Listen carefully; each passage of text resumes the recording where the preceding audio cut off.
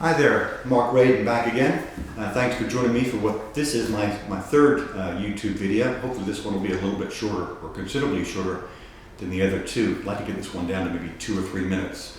I just wanted to bring everybody up to date with the ongoing discussions, hopefully negotiations I'm having with Scottish Widows / Clerical Medical on a pension shortfall that I believe I detected actually about a year ago now. Pursuing Scottish Widows for an extra £50,000 on the pension that my wife and I are about to start enjoying. We believe there's been a shortfall of £50,000 because of very, very poor investment. And if you go through the first video I put out, it'll explain in detail why I think the £50,000 is due. But putting that to one side, it seems that we've got ourselves in a loggerhead with the Scottish Widows right now, in that I've asked a couple of very, very simple numeric questions, and Scottish Widows are doing whatever they can to avoid answering that with numbers. The first question I have is, could you please detail the extent of the fees, give me a spreadsheet which analyzes, details the fees that you took over the past 20 years. It's a simple numerically based question, and they refuse to answer that, saying they have an inability to do it, they can't track it, it's complicated. They're saying all sorts of words, but I know, like every efficient business, they'll have a summary there somewhere which will detail the extent of their fees on every account that they've held. If they don't, something's got to be wrong. The other thing I keep asking is for an outline, a detailed outline of where our initial funds were invested from day one over the past 20 years. It's a track history, a track record, which I'm sure they have. I'm positive they will. Every, again, efficient business would have a tracking system to ensure they're making money or losing money.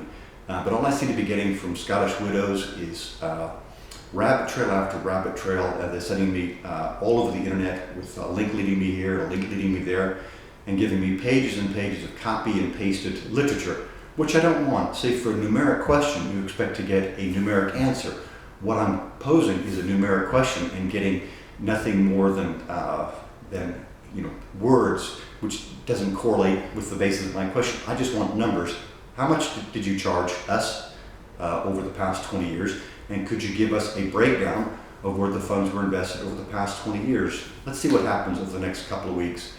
If anybody else out there is going down a similar avenue with Scottish Widows or Clerical Medical, please feel free to reach out to me via any one of the social media sites that we're on. We're out there quite extensively, and maybe we could work together, share information. I'm sure that my wife and I aren't alone in approaching Scottish Widows.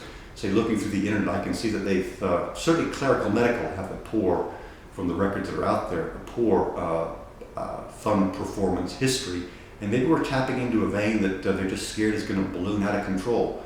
But the bottom line is, my wife and I are out of pocket, according to our figures, out of pocket by about £50,000, which results in our pension being significantly lower when we reach retirement age, significantly lower than it should have been had we invested funds elsewhere. And again, video number 1 explains that in detail. Anyhow, I hope this video is a little bit shorter than the 12 minutes the other ones have been.